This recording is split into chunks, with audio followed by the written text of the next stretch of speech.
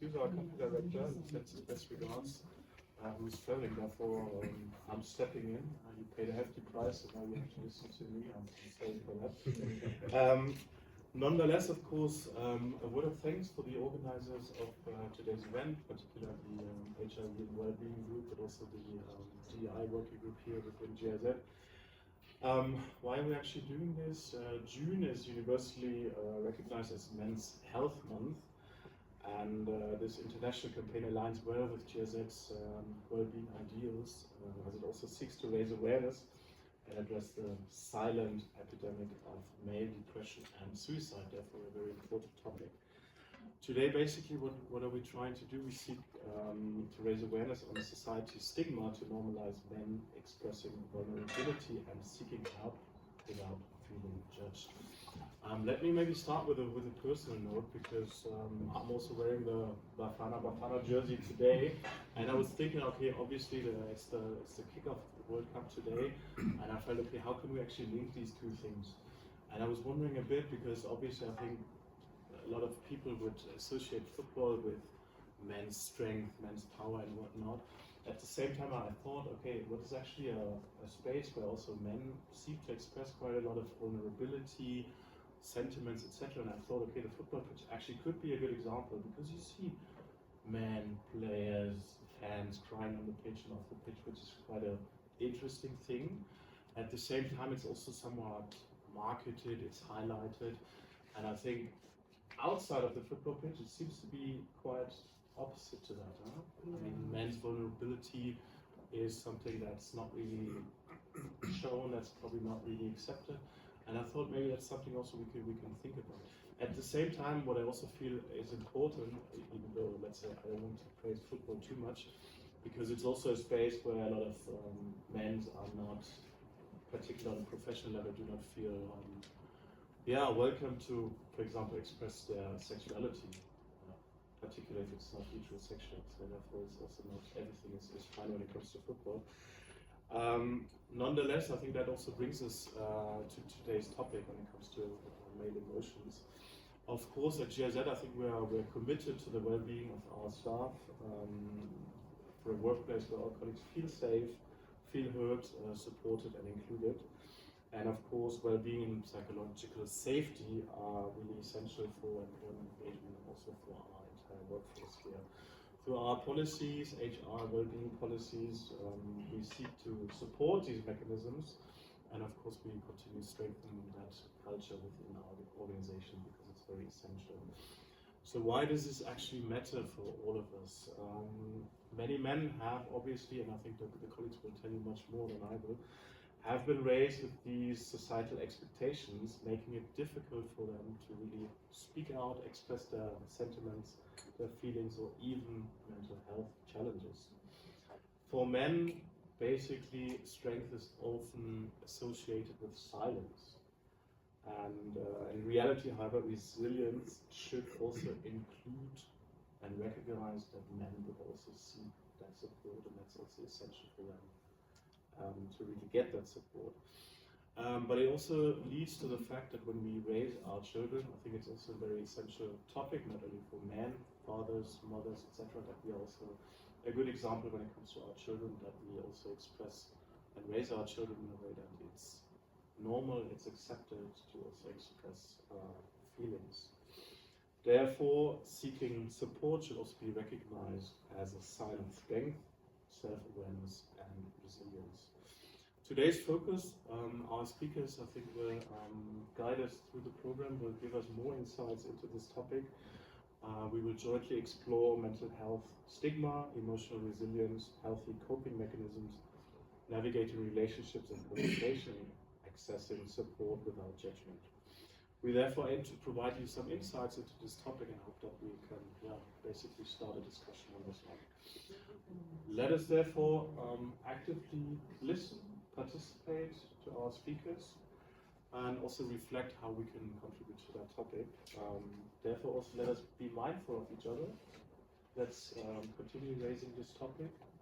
Let's have a pleasant discussion. Let's open it also up for questions, and let's stay engaged on that topic. I think it's very important, and therefore, please enjoy the discussion. Thank you.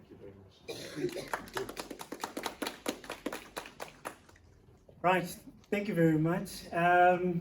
So now the big question, what are we talking about? And I'd like to bring in Bokamoso to ease us into the conversation as we're about to delve deeper about men's mental health.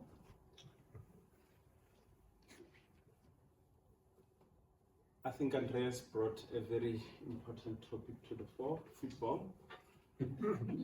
I think football is the only place where I have seen men scream, cry, show their emotions, all 5 seasons of their emotions, rather than anywhere else where I've seen people, men showing their emotions. And I think it's very telling that today we're wearing our football shirts and we're discussing men's topics. And also because, most men love sports. I love football. And I'm not ashamed to say that I did cry when Simphiwe Tshabalala scored that goal in 2010. So I think football is a nice metaphor to enter us into this discussion today. So basically today, I think Andres covered a lot of those topics. You took my job away from me anyway. So basically the main discussion points that we're going to be looking at is looking at the state of men's mental health, especially in Southern Africa and Africa in general, and also looking at financial stresses. What are those things that are contributing to men's mental health, mainly declining mental health? So looking at things like financial stress, unemployment, cost of living. Don't want to include the Iran war in this, but yeah, petrol going up. Now men cannot visit their girlfriends and wives accordingly, unfortunately. And also looking at signs of depression in men. What are those signs? How can we look out those signs and be able to support men more adequately in those endeavors? And also looking at masculinity and the stigma around masculinity as well. So, and also looking at, we're going to unpack a bit about healthy coping mechanisms. I think I was thinking when we're discussing this event, I was like, my solution is bring whiskey, but apparently that is not the right answer to the question.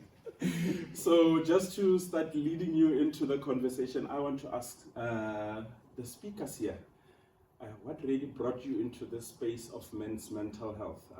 Mental health issues for me generally, when you look at the media, it's more, you see more women being therapists and all of this, but then what really brought you men into the space? And I think that will lead us very nicely into the conversation for today.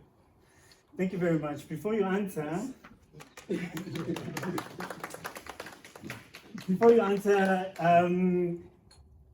I think that colleagues are wondering who are these gentlemen over here, and there is a slight change based on the speakers that we had originally planned to invite. But we managed to move things around and make things happen. But firstly, I'd like to introduce on my right side, I would like to introduce Njabulo James Nkosi, also known as Dr. Nkosi.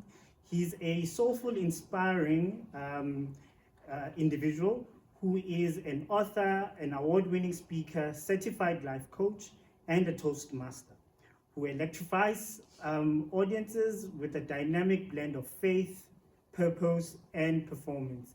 He brings in an energy that inspires people to rise, lead, and become best versions of themselves.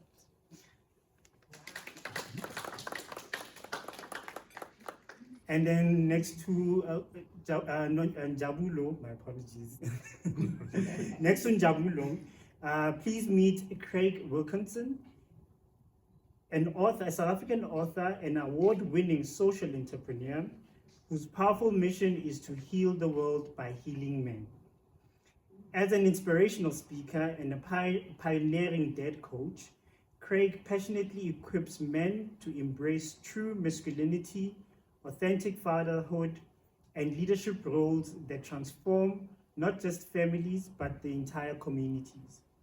The founder of Father a Nation, an NPO that dedicates to restoring men to healthy fatherhood. Welcome, gentlemen. Pardon? We forgot one the most important thing of the event. I'm hoping everyone has their numbers with them. Perfect. If you don't have a number, you see that beautiful lady there. She will provide you with a number, and that number is for people to win wonderful prizes. And online as well, because unfortunately in my language, meaning the lion goes wherever it goes with his teeth. You are not here, but we do think about you. Online, so there will be 3 lucky winners online, but your way of winning, because you don't have a number unfortunately, is to be very participative. So 3 books will go to the top 3 most participative people online. And I encourage you to participate adequately. These books are really good. I did have a quick browse through them, so it will be a wonderful prize for you to win. Yeah, and I think then we can go into that leading question that I did ask you, and I hope I did give you a few minutes to actually think about it. You want to kick off? Sure, I'll kick off. Thank you very much, everyone, for giving us this opportunity to address you and share our passions. This is not the first time me and Craig have paddled together. So, to answer your question as to how I got into focusing specifically on men's mental health, I'm blaming my wife. I'm blaming. Why? Because when I started on a journey to write the 3rd book, I was contemplating writing a book on education or how to be a better man. I asked my wife, she was my fiancée at the time, and then she said, write the book on how to be a better man. The world needs it, and so do you. I was like, what do you mean? Do you mean that I'm not a good man? So life tests you on the books that you intend to write. And at that time, the world was shifting under my feet. This is based on lived experiences. My father, who was my anchor at that time, fell very, very ill. And it was also the COVID times. He ended up passing away. I had to figure out how to get married, do the lobola, do the white wedding, do the traditional wedding. And then in that time, I was unemployed. I lost my job, then I got my job back again, and then years of business investments, millions of rands lost, and I was stuck with mountains of debt. Then throughout the journey, I was also hijacked and kidnapped and robbed of very little what I had left. Suicidal thoughts did come to me during that time, because you just got married. Now you lost all this money, then you were kidnapped and held at gunpoint. And then right after that, my wife was diagnosed with an illness that made it hard for her to fall pregnant. Now I had to be strong while being supportive of her and not listening to society that would say, you know what, just get yourself another wife, just go get somebody else pregnant, you'll sort it out. But then I didn't actually believe in that. And throughout that entire journey, that led to the seeds being planted for Father of Man. And what I realized throughout this entire journey is that we face a crisis of men who are not only just broken, but they don't have the tools and the spaces and the courage to face what broke them. So me being a man myself, having had to figure out the hard way how to be a man and how to continue being a man, that's what led me to writing this book and focusing on men's health and being a better man, and also being rooted in faith and helping the people that are around me, also in conjunction with the females in my life, because this is not just a man issue, it's not just a woman issue, this is a human issue. But the big focus is on how do we build better men, because I believe once you have better men, the women will have a wonderful time after that. Absolutely, yeah. Thank you, and also thank you for having us. It's a real privilege and such a beautiful time to be here. My journey started, I had a very difficult relationship with my father. I think many people have. We'll talk about fatherhood. You talk a lot about fatherhood. Very few men and women have an excellent relationship with their dad. I had a younger brother who took his own life, largely as a result of this very difficult father relationship. I ended up becoming a single father to my 2 beautiful children, and that taught me so much around the importance of men and fathers in the lives of their children. We're living in a society in South Africa where upwards of 60% of boys and girls are growing up without a present engaged father. And we see the results of that. You know, we're one of the highest gender-based violence in the world. We have tremendous, just violent crime, corruption, etc. And a lot of that's linked to the absence of the father. I mean, I think in South Africa, single mothers are absolute heroes, carrying that burden and doing so much. So many men have been raised by single mothers and they ended up being very good men. But the importance of fatherhood, the importance of masculinity.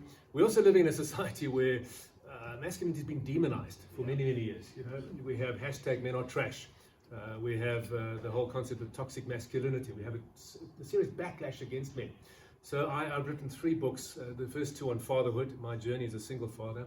I talk about the 12 dad verbs, that being a father is a noun. As soon as you have a kid, you're a father, but actually it's a verb. It's what you do. And you have some stepfathers that are better than biological fathers, and uncles and brothers, you know, that are excellent fathers, more so than biological fathers. But the importance of that father is absolutely crucial. So the suicide also of a very close friend of mine, realizing that had we known what he was going through, he may still be alive today. But he didn't have the freedom to share what he was going through. So all of these things led me to really focus on fatherhood and masculinity, and also on gender-based violence. South Africa is one of the worst countries in the world for gender-based violence. So I founded a non-profit organization called Father a Nation, and with the belief is if we can heal men, we can heal the world. We can inspire men to be good fathers, mentors, role models, we can heal the world. And the last book I wrote, This Force for Good, is that masculinity is a beautiful gift to humanity. It's not toxic, it's not trash, it's a beautiful gift. Obviously it can go wrong, and it can become a bad force, but men are designed to be a force for good, as are women.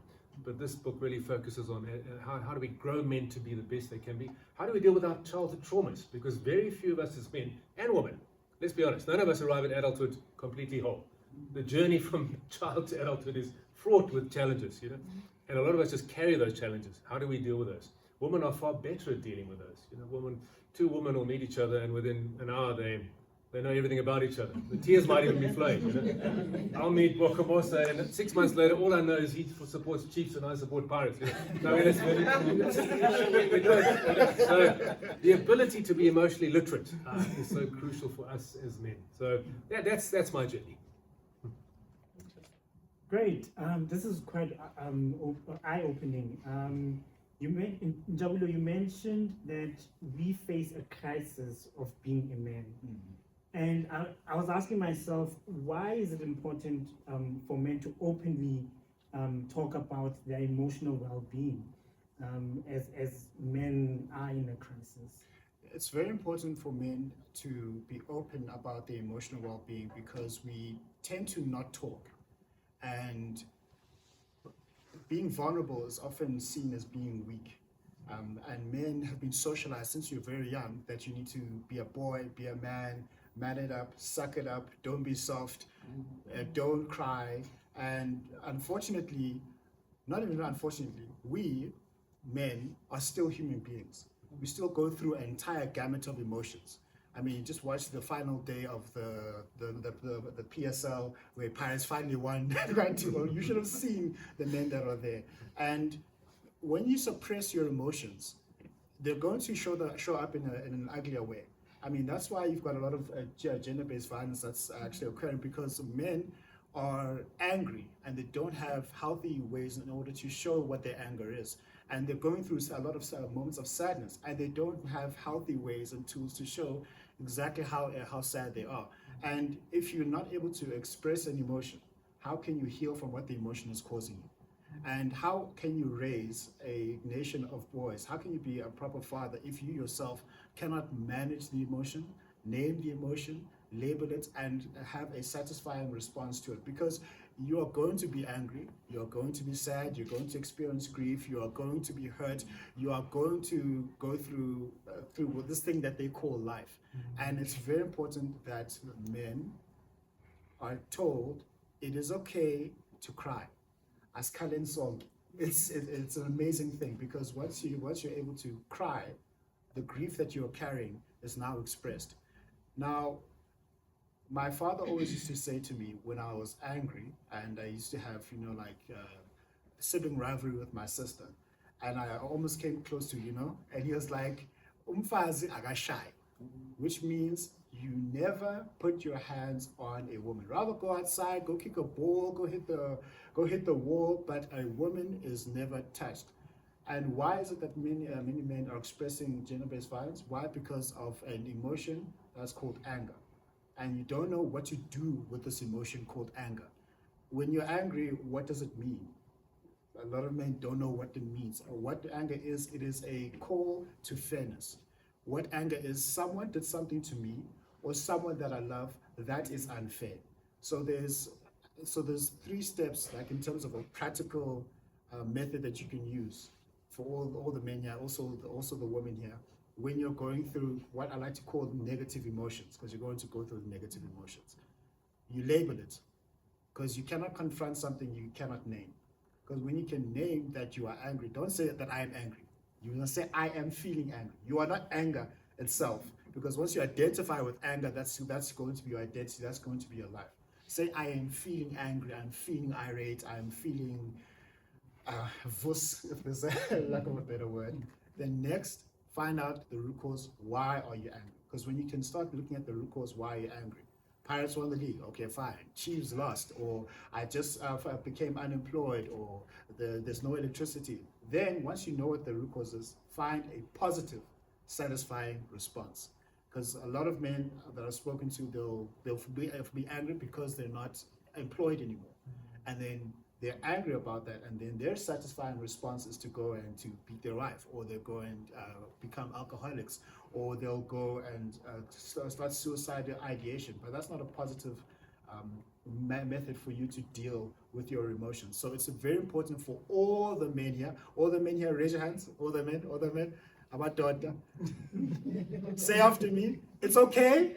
It's okay. It's okay. It's okay. To not not be okay. Be okay. It's very important It's very important to name your emotions your emotions and deal with them. and deal You with think my job just done?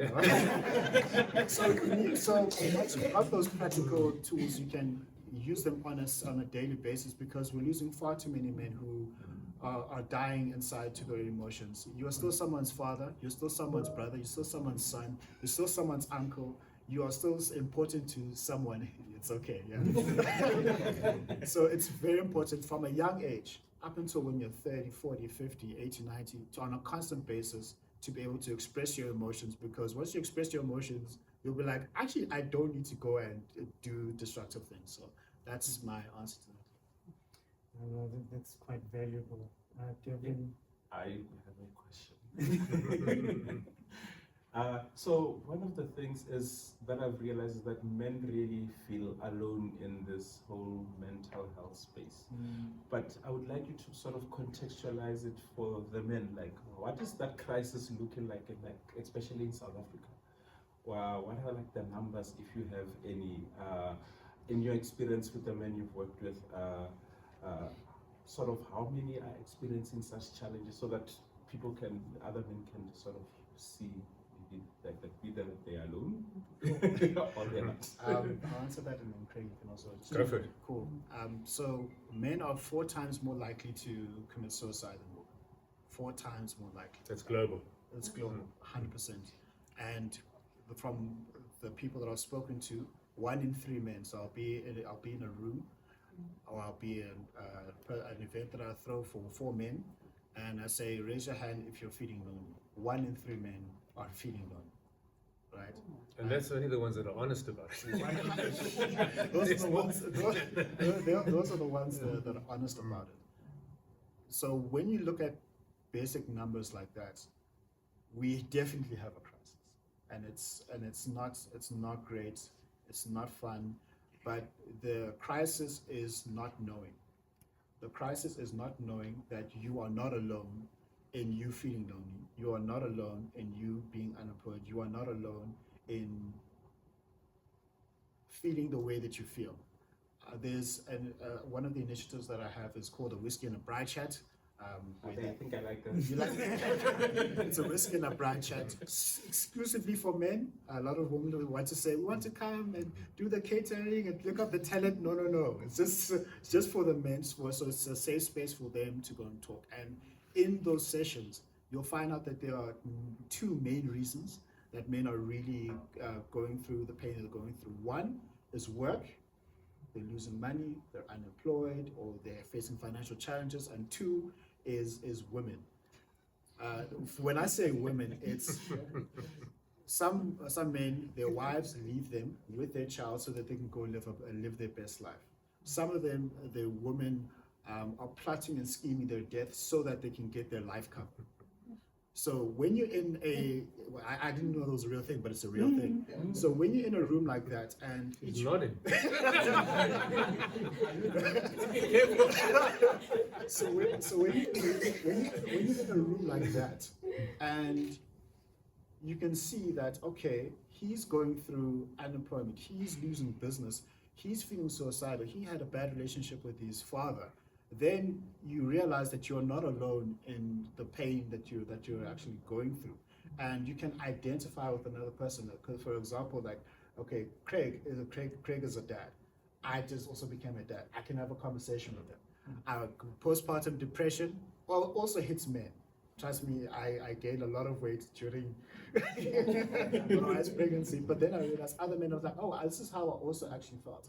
So the crisis is not only just the numbers. The crisis is men thinking that other men are not going through the same thing. So we need to shed a light on that. Well, men posture impose. Eh? Yeah. When we bunch of guys together, we like to be the man, and I think being lonely is not having company.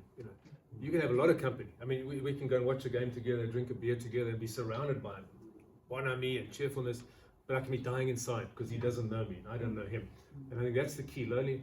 International research shows that men are lonely, and they get progressively more lonely. At university, you've got a bunch of friends around, but as you get a wife and children and you begin to form your career, you become a silo, and you may well have friends you play poker with and get together with and have a chat, but they don't know me and I don't know them, and I'm carrying stuff and they're carrying stuff, and we never share that. And that's why at this funeral at this friend of mine, we actually got together afterwards, and we were conversing with each other. We said, his name was Pete. I said, did you know that Pete was going? None of us knew what he was going through. We were hanging out together, we were having a whiskey together, but we didn't know. I think that's the key with men, is the courage. Vulnerability is not weakness. I think that's a very key thing we need to know. Vulnerability is not weakness. Vulnerability is actually tremendous courage. If you ask me, Craig, how are you doing? It's easy for me to say I'm fine. And they reckon that that's the biggest lie men tell, is I'm fine, when I'm not, because I need to be the man. And so we need to stop saying I'm fine and actually say, to be honest with you, I'm really struggling. Had my friend Pete shared with us, I guarantee he would still be alive today, because we would have carried those burdens together. But as men, we feel like we have to be the man, we have to be strong, we have to be Superman. Society puts that pressure on us, we put it on ourselves, and therefore we're unable to show that. Not realizing that vulnerability actually takes courage, and it's not weakness. Weakness is giving up. Weakness is not sharing your challenges. That's courage. There's a thought that I have based on what you just indicated, Craig. Why are men afraid to be vulnerable? Both within the family context and work environment as well. I'm under work pressure. My boss is always demanding. My colleagues are also pushing. But again, you don't want to aggressively express your frustrations with your colleagues or line manager. But again, vulnerability also, it's in, I could say, twofold in a way, that being aggressive in expressing it, but also being calm and sound-minded in expressing your concern. How does one manage that, especially for men within both the work context and with friends and family? The greatest fear that men have is a fear of inadequacy. That's why the thing that men want most from women, anyone know what it is? It's not what you think.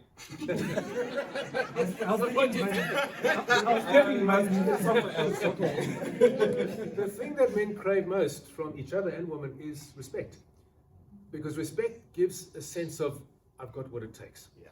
And the biggest question a young boy asks of his father growing up is, do I have what it takes? And very few fathers answer that question. So most men grow up with a sense of, I'm not enough. And it's a great fear of inadequacy. We all have that to a degree or another, and that's how we play out.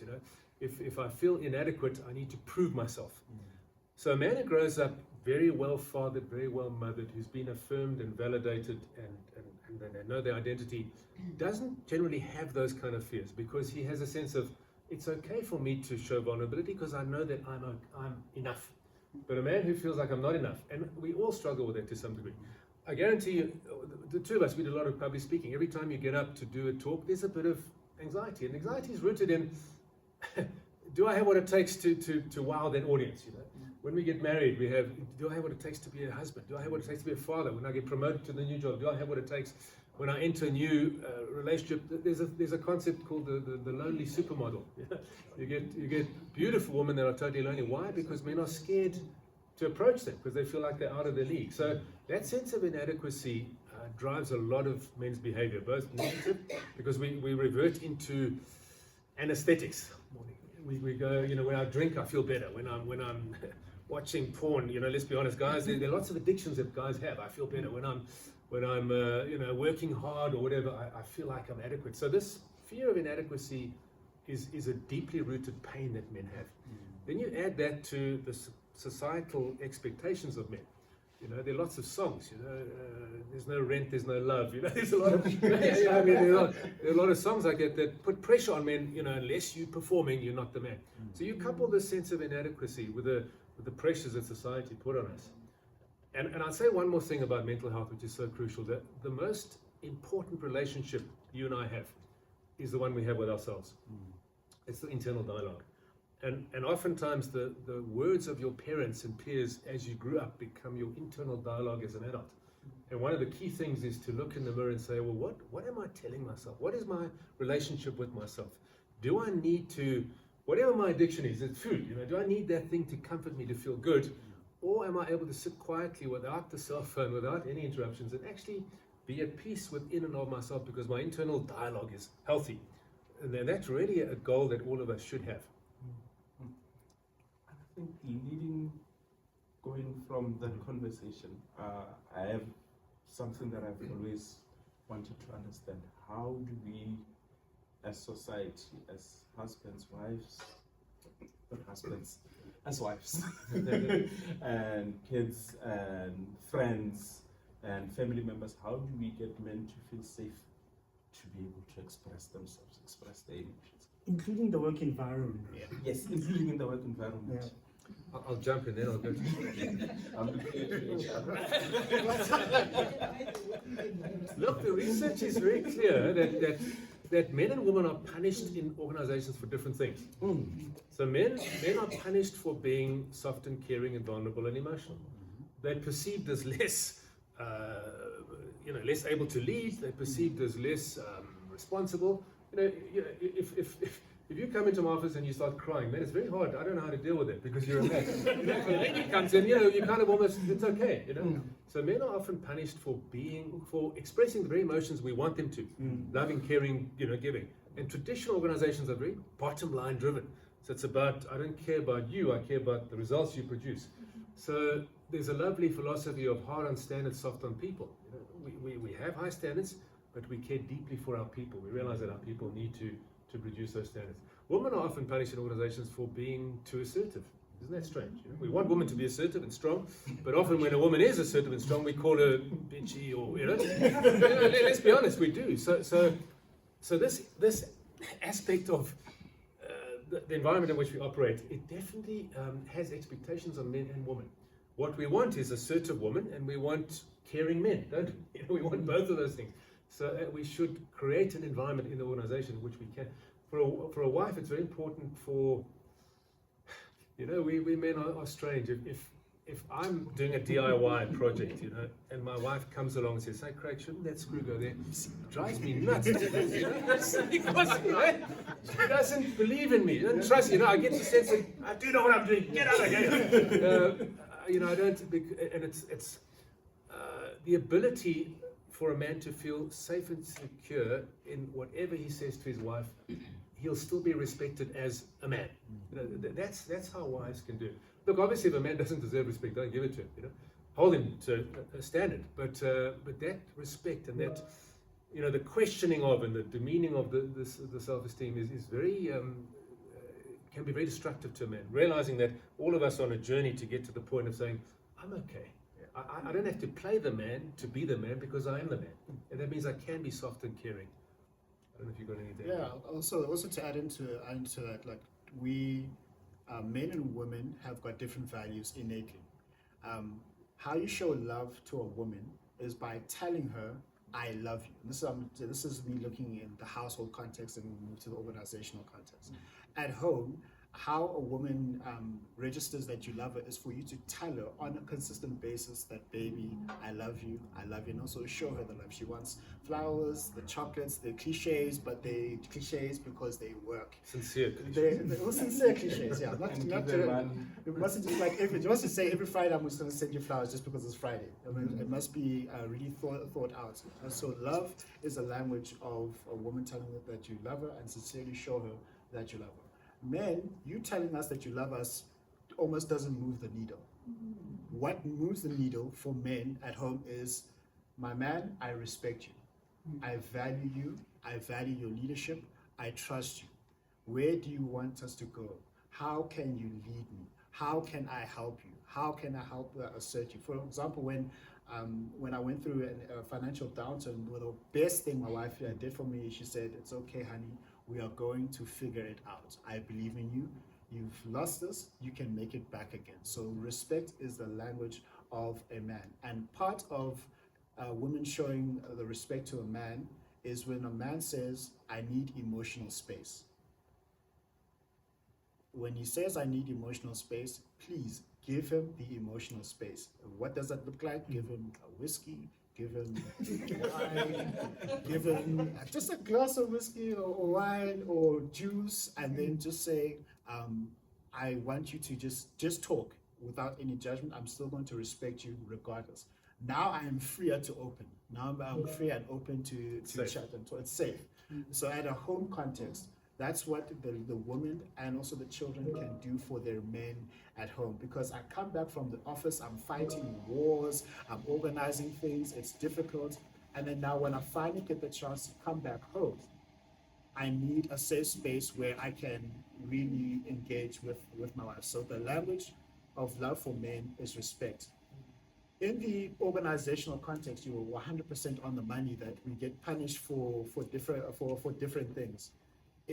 I think it's not either or.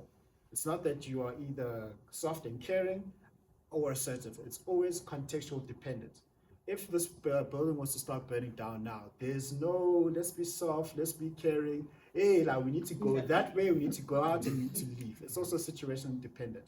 So when men are shown to be soft, it's not a weakness. And this starts from an organizational culture from the top down across the board. And it's difficult in different industries. But we can really start by driving home the narrative. And also, one thing that you can do, which I've seen work, is pilot it. Just have sessions and events where you pilot it, where I come in and I'm going to speak to my female boss, and then I can say, I'm going through this at home. And then reverse the role play. That's some of the things that we can do in an organizational context, because to show the man that you respect him, don't always constantly micromanage him. At work, I'm talking about at work, don't constantly micromanage the man, because now he's going to doubt his competence. Because men, competence is linked to a strength of theirs. And all men want to be competent. There's not a single man here who wants to be known as incompetent. Because competence is a form of how we show a value, and shows how we show our prowess and our power. So in the organizational context, yes, men and women are different. You want to inculcate softness, give them the space, role play it, and don't demonize them for showing that weakness. And then when they are assertive, they're just not being harsh, they're just also being assertive. And that's how we can not reverse those roles, just like make sure that we balance assertiveness as well as the softness. I see there's some comments in the chat. Can you just go through some of those comments, and then we'll jump right into the book raffle? Okay. So there's a few comments in the chat. So I think let's start from the last one. Okay. Okay, Okay, they're coming in thick and fast now. Okay, so maybe there was a question in there. So how can partners, families, communities better support men who are struggling silently? And I think this is a very telling question because the problem here is most men are suffering silently. Yeah. There's also there, what advice would you give to a man who feels alone even when surrounded by people? The advice to men is to open up. Yeah. You know, you can't help someone if you don't know what they're going through. And so we as men need to learn how to lead the way with each other in being open and honest and vulnerable. As soon as I share with you one of mine, I give you permission to do the same. So it's up to us as men who are feeling lonely to actually begin to open up. And for families and friends, you know, look for the signs. You know, if you really know someone and look for the signs and see that they're battling and struggling, ask them, take them aside and say, you know, I can see you're really going through something. I'm here to help you. So reach out. In other words, be aware of the mental state of each other. But as men, for us to take the initiative, you know, I run a program called Champions for Change in Communities, and we get groups of men, small groups, 8 to 10 men, and we get them to talk, and we ask leading questions. You know, what's your biggest struggle in life? And some of these men a lot of them end up in tears. Some of them, when they're 50s and 60s, say, I've never ever told anyone this, you know. And suddenly I've got this platform where I'm given permission to actually, so probing questions, being aware of each other, and as men leading the way. There are a couple of questions there, sorry, before you jump in terms of, we've very much entered into this arena of either men or women, or the issue of men are this and women are that. Fundamentally, we're human first. And every single human being needs every single thing that every single human being needs. We need love, we need care, we need respect, we need value. You know, so the clear stating that one gender needs this and one, you know, it's very difficult to say that because all of us need respect, love, care, nurture, value, the opportunity to lead, etc., etc. It's not an either or, it's a both and situation. Having said that, men and women are different. And of course you get some women that are very much more into the profile of what you would imagine masculinity to be, and men, women too, you know, vice versa. But if you look at young boys growing up and young girls growing up, I mean, it's the differences are just stark, what boys need and what girls need. So for us, in each individual relationship between a man and woman, for us to see each other, know each other, value each other, respect each other, know what each other's love language is. There's a beautiful book, I think you've read it, called The 5 Love Languages, which talks about the 5 different love languages. And you know, both men and women have those love languages. So we're very committed to this both and.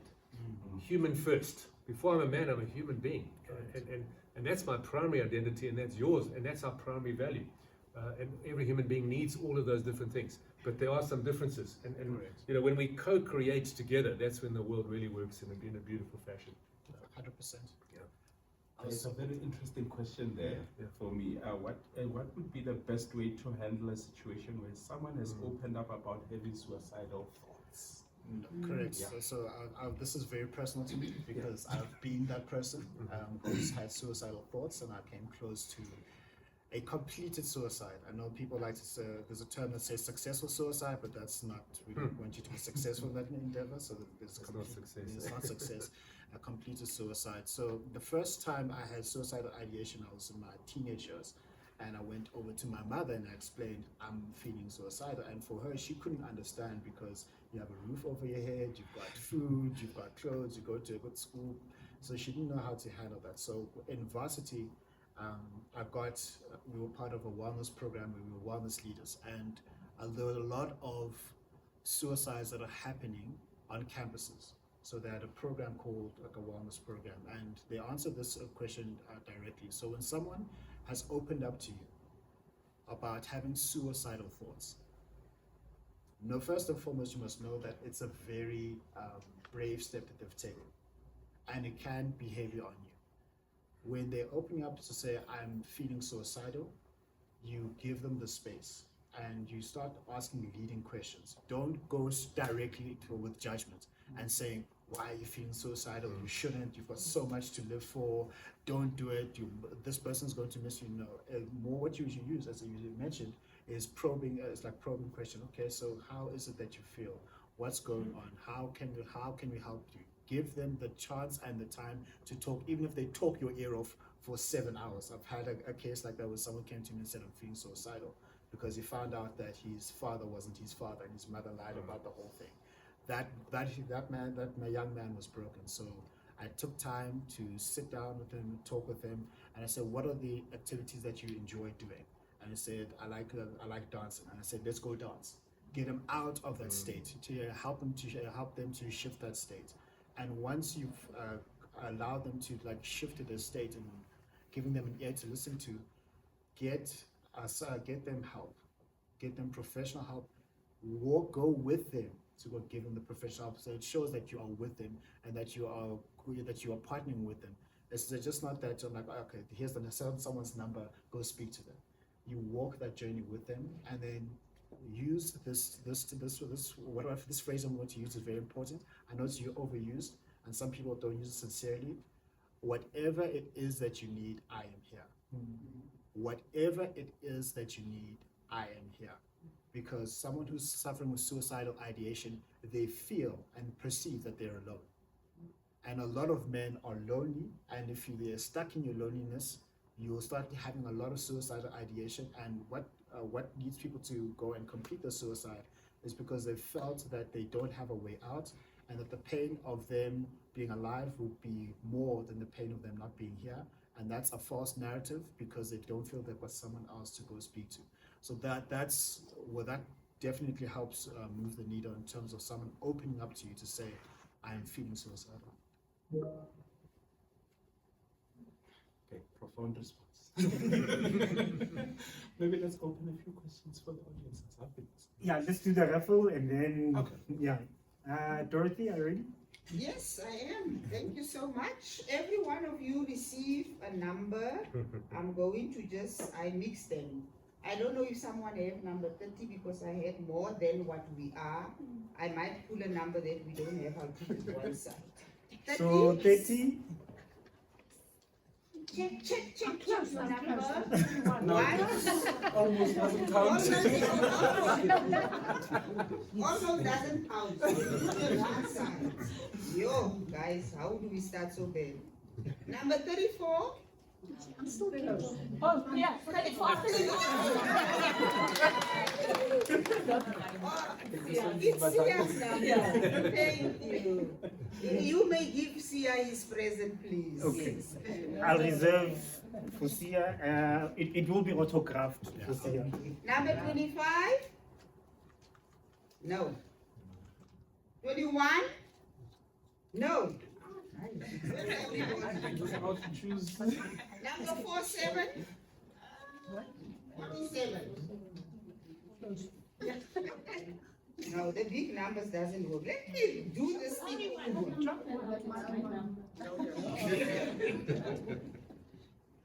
No. Number 50. No. The small ones. 20? Yay! There you go. How many still? You can choose and then we'll autograph it for you. Number 10.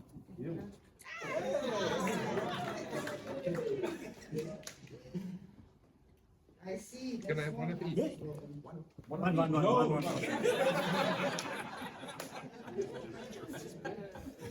Number 18.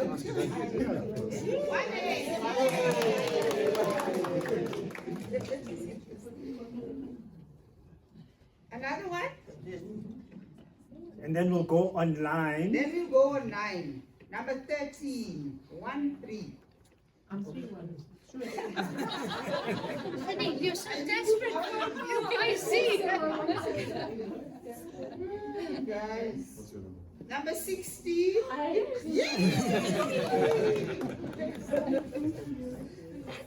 Oh, sorry. And then we go online. Yes. Okay. Who was our most participative person online? Sabia. Sabia, there's a book for you. We'll keep it. Sabia, which one would you like? Force. Hi everyone. I'm happy with either. Thank you. Nice choice. Thank you. Second person online. Who would you say? Kotlisi. In Lesotho. Yes, Ntate, can you speak up for us? Which book do you want? We will courier it DHL. Please give us a good summary. Yeah, it's fantastic. Ntate Kotlis.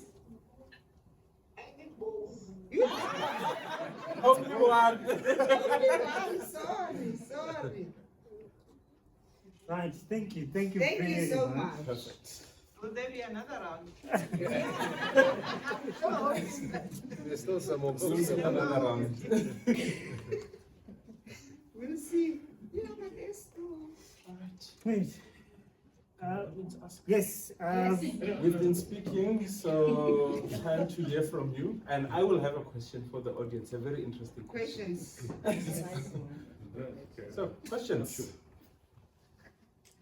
Don't be scared. Sure, maybe one comment and one question. I think it was also in the chat. I just wanted to second that I think it's really important. I think what you also said is that it's always quite individual of what you want from a relationship, right? And I think a lot of women also want to be respected, Absolutely. not only get the chocolates and not only get the I love yous. All of the above. Exactly. So I think just to second that, someone also said that in the chat. And then a question is, how do you bring in women into your work as well? I think it's really important also, coming from a feminist perspective that we often have in our projects, is it was really important to create that safe space for women, to break gender stereotypes, and then to bring in male allies. So I think the same here, really important that men come together, talk about how they want to recreate masculinities, but also how to bring in then female allies. I just want to make one case, just one example. I have a friend that's been on the dating markets in Joburg for a while now. Yeah. And A female he's been A female Yeah. friend or a male a friend? male friend. Male friend, yeah. And he's been really struggling with the expectation that a lot of his dates have, that he doesn't only pay for the date, but also pays for the Uber. Usually has to be Uber Black to pick her up at the restaurant. Paid for the hair and nail appointments before the date, and even like to get presents. Yeah, and this is like many cases. So this is not only once, For also then to get like maybe some support after the date, like women asking him for certain maybe vouchers or whatever, like financial presents. So we had a lot of discussions around this in our friends group, with like how much of this is rooted in culture, how much of this is rooted in also, again, gender stereotypes, and also in patriarchy. So how much of this is also attributed to, or kind of a little bit justified, because there's a gender pay gap. There is, the expectation to women to usually put much more financially also into our appearances. So there's a lot of back and forth on that. I think, coming from Germany, for me, this is like very absurd that there's this certain expectation, but I hear it a lot from my male friends about in this dating scene, especially with the online dates where you match on certain platforms. So there, I think there's a really big need for women to come into the conversation on how to break their stereotypes on what a man needs to provide and what a man needs to, I think do for the relationship. So how do you bring women into these kind of conversations, or how can we better come into this? There's definitely a space for women to talk with women, men to talk with men, and for us to get together. What we do in our organization is we listen a lot. When I do a lot of work with men in organizations, and we get together, and I say the very first thing I run a program called Allies for Action. How can men be allies to women? And one of the very first things I do is say, the first thing you got to do in this program is you got to find 3 women in your organization and ask them. Don't assume that we can come in as a knight in shining armor, and so ask them. The other thing we did, for instance, in our organization the other day is we got a women's organization to come in, and they have a thing called a period pain simulator, which is quite. So they have these things they attach to your urine, and it simulates period pain. And all of our guys went through this, and it was quite. There's a dial that goes up to 50, and none of us got past 40. Oh, stop, you know. But I tell you what that does is it, it sounds corny, but it really gives a sense of empathy as to. It really helped all of us. Say, wow, I didn't realize what you went through. So I think empathy is an absolutely crucial thing. There are issues that women face that men don't. There are also issues that men face that women don't. And so the more we're able to listen to each other and hear each other, the better we are able to work together as an organization or as a society. There's this whole big debate around equal opportunities versus equal outcomes. I'm sure you're all familiar with that. And equal outcomes is, in some ways, quite a ludicrous thing because it says that every man and every woman wants exactly the same thing, and therefore there should be 50% representation in all, whether it's bricklaying or whether it's surgeons or whatever the case. Equal opportunity is a far more important thing, where it says let's remove every single artificial barrier that stands in the way of a woman achieving whatever she wants to and a man achieving whatever he wants to. And that's the kind of environment we need to create in an organization where I'm not, and the London Philharmonic Orchestra did this very well. They had what they called blind auditions. So there was a tendency for the selectors to select male artists. So they, in spite of the ability, so what they did, they put a curtain so that the judges couldn't see the gender of the people that were auditioning. And that completely equalized it because it was based purely on skill and ability. So those are the kind of things that we have to do. Hear each other, understand each other. Obviously, culture plays a big difference. The German culture versus the African culture is going to be very different. But each individual on the dating game needs to understand what their values are, what they expect, and communicate those very clearly. And obviously pick a partner that is on par with their particular value set. I mean, that's the foundation of a good relationship. We have the same values, the same expectations. So yeah, that goes somewhere. But I mean, that's something to sit in a room with a bunch of people and have open, honest, good. What I sometimes do, and is the last thing I say, when I run programs, I get the woman in a group and I say, come up with all the things that you believe men have challenges with that you don't. And it's quite an exercise because a lot of the younger women come in and say, well, men don't have any, you know. And then when I ask the men to do the same, I say, guys, get together and come up with the challenges you believe women have. And a lot of them, it opens their eyes because women and men live in a different world. In this sense, that if a man gets into a lift late at night in a building, there's no fear. A woman gets into the same lift, there's fear. You know, a man walking to a car in a parking lot, it's a different experience to a woman. And if we understand that, women do have permission to be more vulnerable than men in society. Men are under deep pressure not to be, you know. So if we understand these things, we're far better able to mitigate them and to talk about them. You know, the fact that you've had that conversation with this male friend is fantastic because you're helping him to see a female perspective and understand that not all women have that experience, you know, and vice versa. So, I mean, I think dialogue, chatting, sharing, realizing that we are of absolute equal value and worthy of absolutely equal opportunity, I mean, that's the kind of philosophy we need to come from, and then respect whatever differences there may be. No, 100%. And Stephen Covey, Dr. Stephen Covey, he also said best when he said, seek first to understand, then to be understood. Seek first to understand, then to be understood. What I've seen in my work often when conversing with males and females is they first want to justify their own struggles and justify their own pain before they communicate to somebody else. And already there's a war, and then there's defensiveness, and then there's you guys can't find a common ground because you are saying my worldview and my values and my pain and my struggles and the things that I go through are more important than yours, and I'm not looking to understand you first. But when you bring down that wall and say, I want to understand your world first before I can have an opinion, and I'm going to let you into my world so that we can both understand each other. For example, with writing this book, I didn't write it with just men. In fact, a lot of the demographic that is buying the book, reading the book, giving me feedback on it, and asking me to come talk are the female demographic. Because they, for the first time, they're saying, oh, I didn't actually land to me that men are actually going through this. And I actually didn't realize that what I was expecting from a man that was rooted in just social, cultural constructs that are false is actually not right. So then it's good to have a male perspective, talking about what males are going through from a viewpoint of saying building better men for women. And how do you build better men for women? By having the conversation with them to saying, from a partner, what is it that you would want ideally?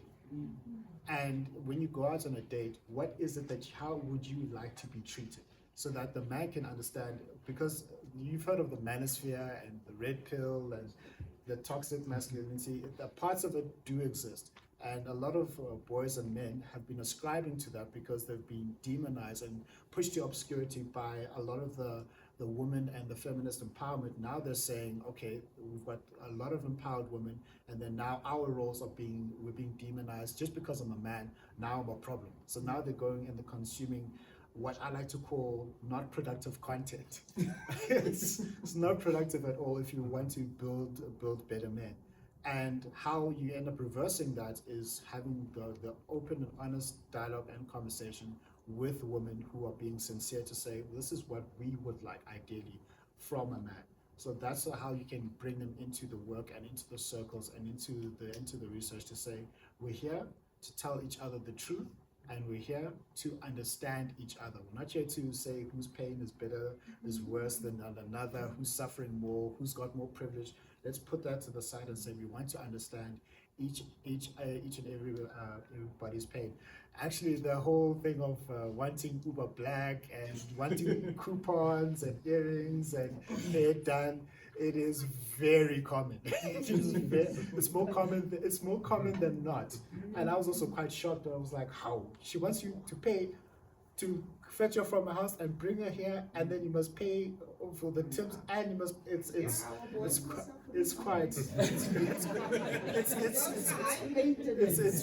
very high maintenance, and they'll have that expectation just because you're the man, and for no other reason. Yes, ma'am. There's a question yeah. for you.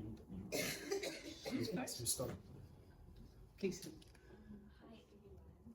I feel like this topic is not being spoken about quite a lot, but my question is, how do we support our fathers? How do we support men?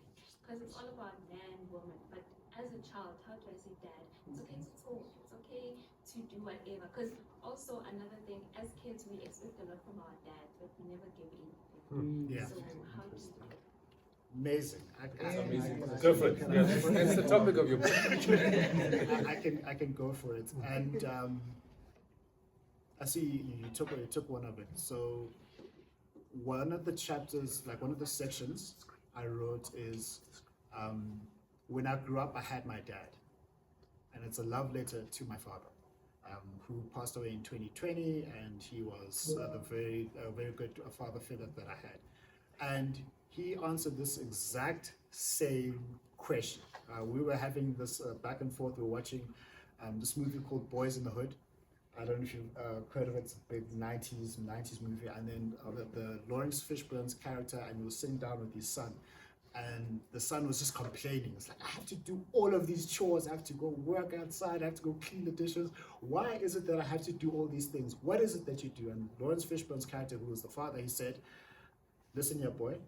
I pay the bills, I put food on the table, and I put clothes on your back. That's what my role is. And my dad said to me, as the boy, as the son in the house, you're not earning money, you're not buying food, and that's not your job. Your job is to help around the house.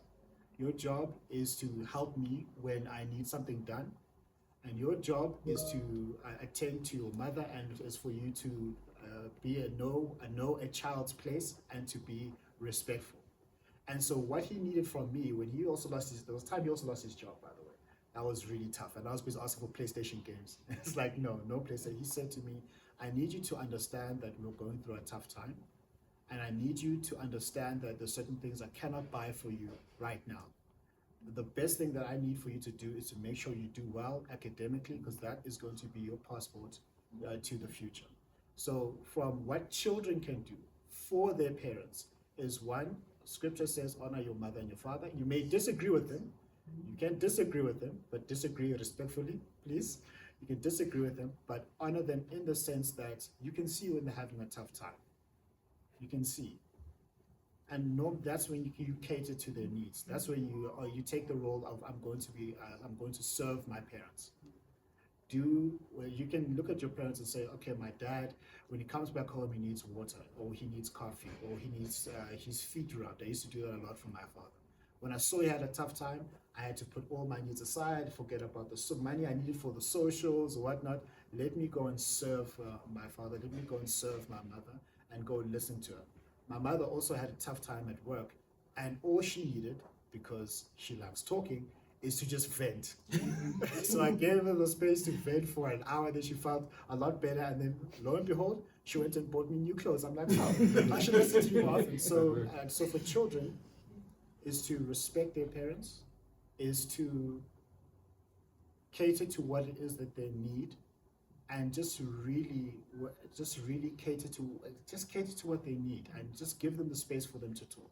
Like if your parents are going through a tough time, give them the space to talk. Put your needs aside as the child, and the people who can educate the children more when the parents are going through that tough thing. That's why you don't raise your children just by yourself.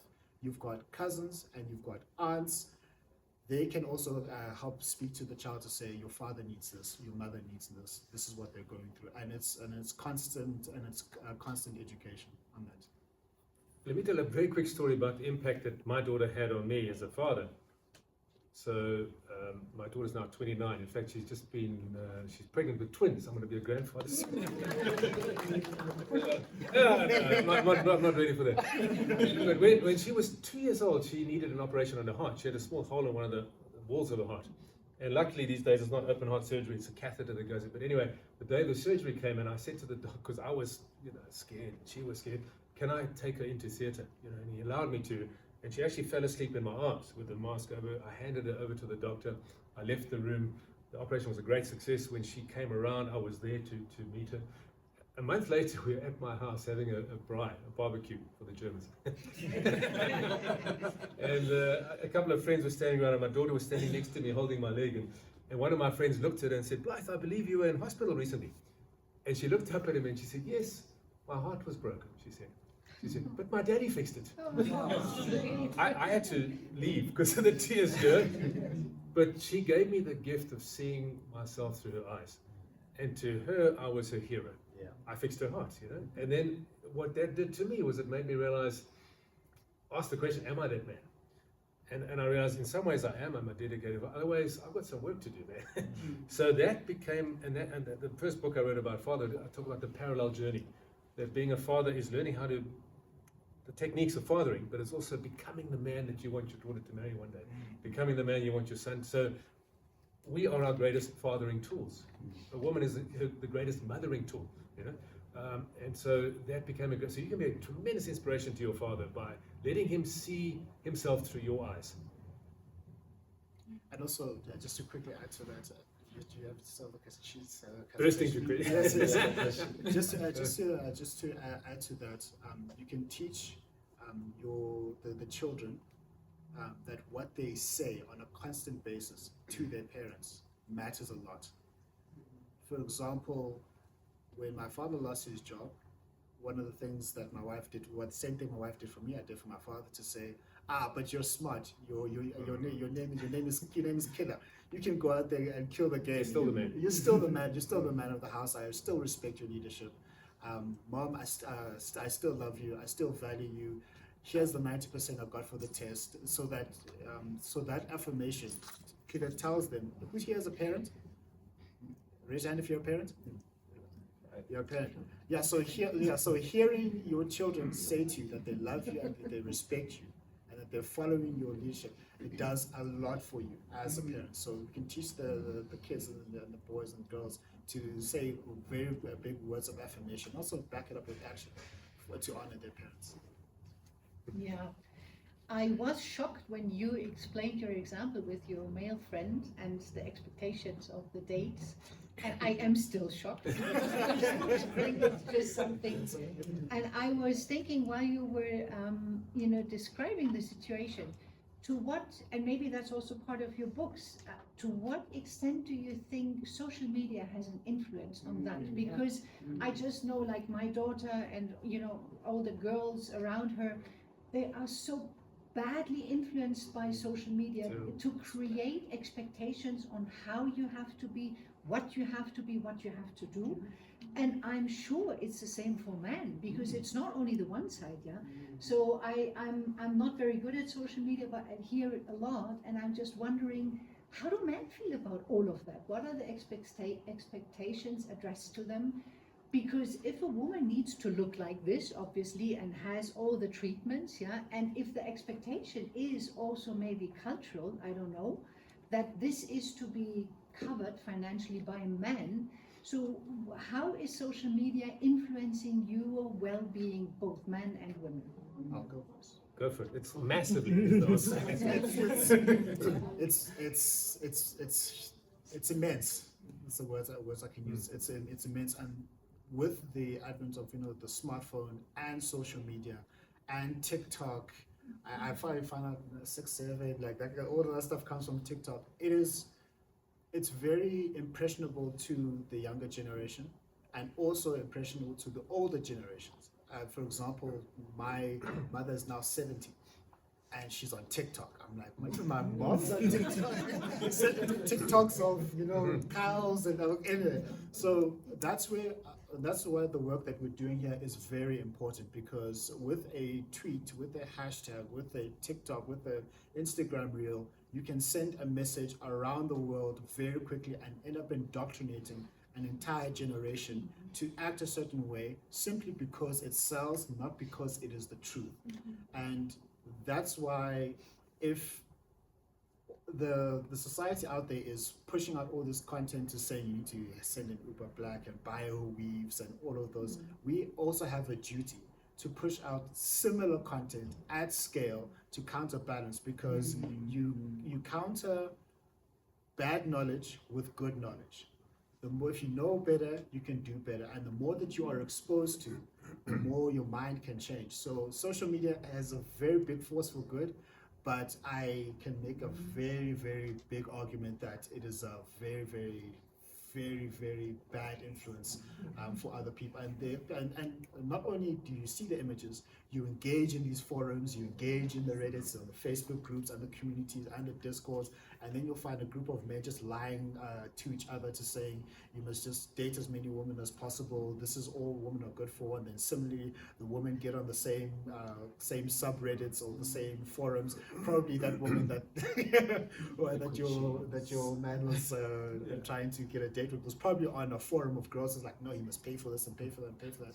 It's a very it's very tough, and it needs to be countered with good knowledge. That's why we need to be very careful for what we consume and what we listen to, and also what we also regurgitate, because what you consume is what you're going to be speaking out. So social media, especially TikTok, I was on TikTok the other day, so maybe just look at what the manosphere is saying and what's the opposite of that, what women are saying. I was actually quite shocked. Toxic. Very. Well, yeah, I don't want to use the word toxic because it's toxic on both sides. It's very immense. Yeah, it's an addiction for most people. Yes, adults too. We need to break the addiction with these things. First gentleman to ask a question. Maybe it's a question to Craig first. The book says force for good, but how does one sort of live that, given the fact that, I mean, this the opposite of misogyny is misandry, right? How does one be a force for good when you're constantly bombarded with misandry, where you always feel that you aren't good, you aren't needed, you aren't required or sort of important in life. So what's the counter-argument to misogyny? You got to reject that as a lie. You got to come from the standpoint that as a man, you're a powerful force for good, and you're incredibly valuable, and that masculinity is a beautiful gift. Now that's the truth. As is femininity, as is humanity. So any messages that degrades women or degrades men is a lie and needs to be abolished from our thinking. You go back to that concept of your most important relationship is the one with yourself. So if you come from a standpoint that I'm a man, I'm proud to be a man. You know, a lot of guys can't say that. If you say I'm proud to be a man on social media, you often get cancelled, and that's ludicrous. I mean, that's a tremendous evil of our age. You know, if we can't be proud of being who we are, we're in trouble. So you start from the point of view, I'm a man, I'm proud to be a man, and I'm a gift to society. And then you grow your ability to see the more power you have. And power is simply the ability to impact the lives of other people. Power is not your bicep or your money or your position. Power is, every one of us has the ability to impact the lives of others. Both men and women have that power. The more power you have, the more good you can do, but also the more harm you can do. So what I talk about here is start from the standpoint that I'm a valuable gift to humanity, and I don't care what anyone else says about that, I know that to be true. So I'm not going to allow that social media nonsense to degrade me. Secondly, you say, I'm going to become the most powerful person I can possibly be in order that I can do the maximum good that I can possibly do. So you grow yourself physically, emotionally, spiritually, relationally, your EQ, your IQ. You grow that because that makes you more influential. And then you say, well, how can I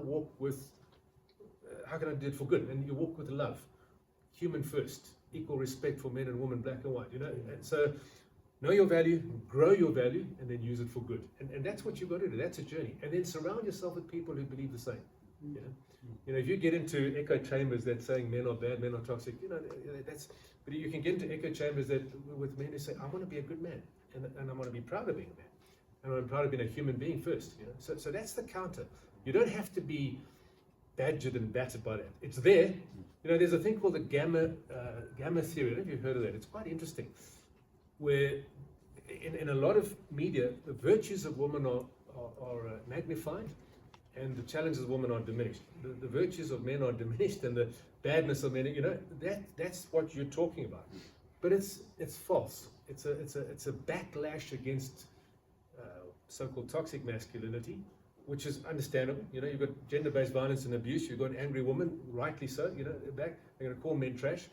But that's not the correct way to deal with the world. The correct way is men and women equally valuable. I need to be as powerful as I can be, and I need to do the maximum good, both for men and women. So it's that internal journey. I don't know if that helps. Thanks very much. Yeah. We're almost running out of time, eh? Yeah. But we have 10 minutes left. Yeah, but before we run out of time, only one question for the audience. I'm very curious. So I've been observing in this room, I see there is more women than men. Yeah. I'm very surprised. I'm not. It's always the case. Okay. And similarly online, there is a lot of women than men, and also there's a lot of engagement from women. So my question to the audience for both men and women, what brought you here? And can I have 2 men, 2 women? Including online. Yeah, okay. One woman here, 1 man here, 1 woman online, 1 man online. No, the answer I'm going to give is not about why am I here. Yes. I just wanted to clarify. In the staff establishment, we have more women naturally. It's not that the attendance, that's why. That's our HR speaking. Yeah. But is there proportional representation? I don't think so. Yes. Is it? Okay. No, it is. To answer your question. Yes, sir. I'm here because, well, one, this platform is really out there because it's usually, I mean, mostly women-centered issues being brought and raised up, which is fine.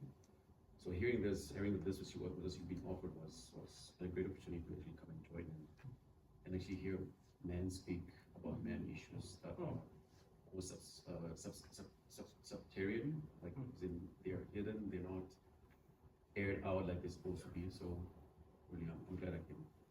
Yeah, that's all. 1 woman volunteer. I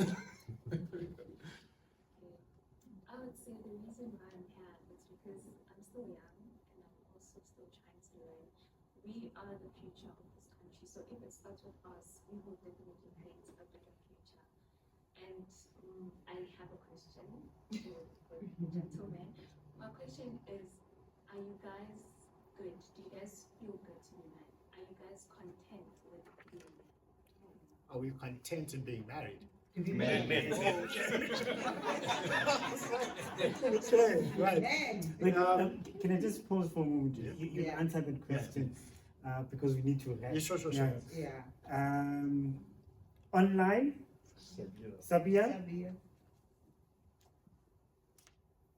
Yeah, thanks. I think I have a professional reason and a personal reason for being here. The professional is that in our work we are trying to address gender norms that are harmful, and those include, or that work includes working with, in particular, young men on how, not just how gender norms harm women, but also harm them as well. So I think it's been a learning experience for me. But on a personal level, my man is a partner, my partner is a man, I have father, brothers, friends who are men, colleagues who are men, and so I think it's also important for us to understand how, even though we are feminist and we're also for women empowerment, how we can also make those spaces and create spaces like these that are safe for men to also express and share and learn from each other. So thank you so much.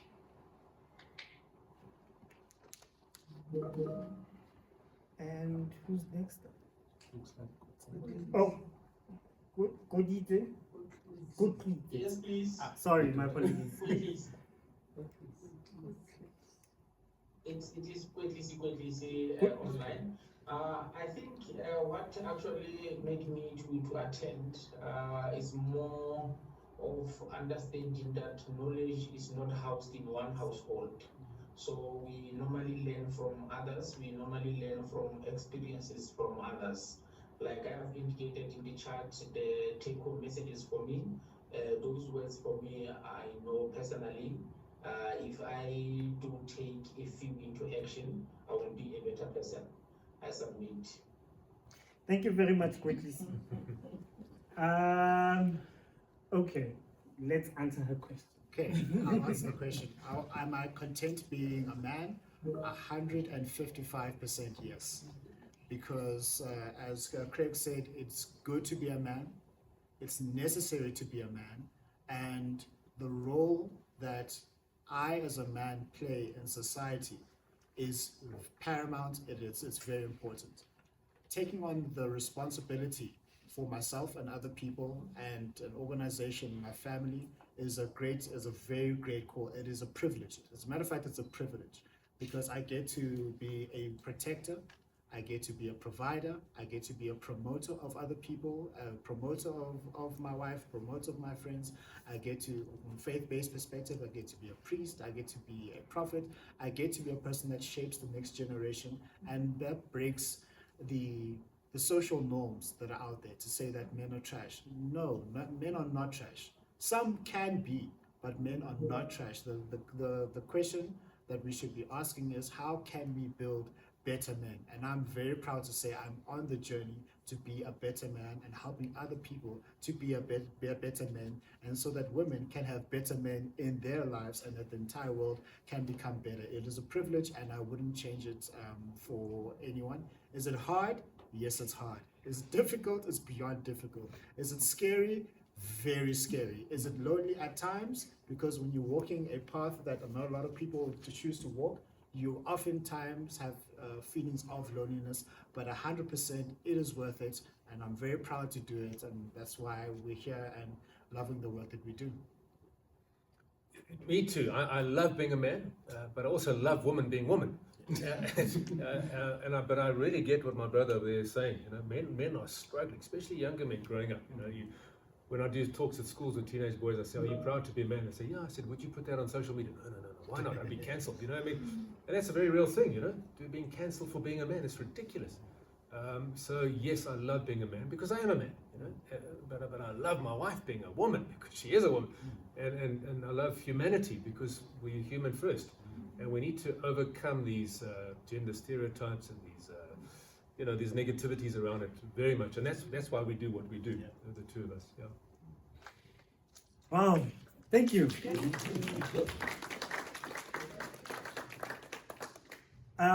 So just to quickly wrap, I was hoping for you gentlemen to have closing remarks, but due to time, unfortunately, we cannot. But this has been quite eye-opening, especially the 2 points which I took away. The first one is we are all suffering from some level of inadequacy. That's the most important part. We need to get help, as well as talk more about our struggles and issues. On the same note, it's important for us to respect each other. Let's communicate respectfully, and it should be reciprocated.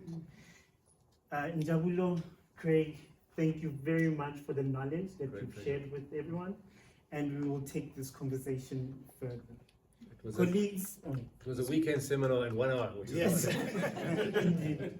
And I wish we had more time. Yeah. Colleagues, both here in the auditorium as well as online, thank you very much for sparing your time. We are a few minutes over, but this shows that we need to have this conversation more regularly.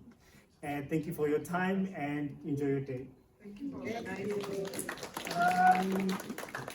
For those who have books, we will autograph them.